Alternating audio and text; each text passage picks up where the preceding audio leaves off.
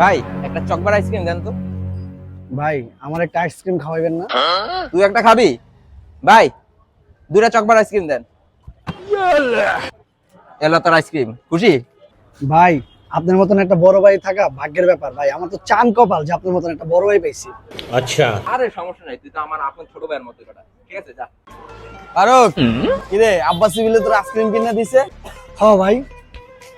আরে সবুজ কইস না, আজকে ফারুক আমার আইসক্রিম দেখা এরকম করতেছিল, পরে একটা আইসক্রিম খাওয়াই দিলাম। এই ফারুক দাঁড়াও, শুনলাম আব্বাসি নাকি তোমার আইসক্রিম খাওয়াইছে।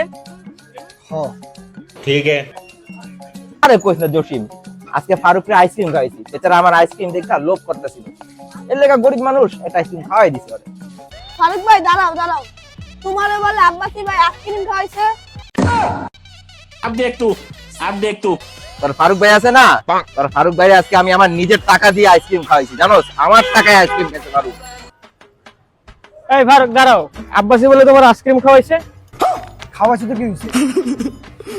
समझ गया আজকে ফারুকে আমার আইসক্রিম খাওয়া দেখা আর লোভ সামলাইতে পারতেছিল না, আইসক্রিম খাইতে যাইতেছিল, পরে আমি আমার নিজের টাকা দিয়ে ওর আইসক্রিম খাওয়াইছি।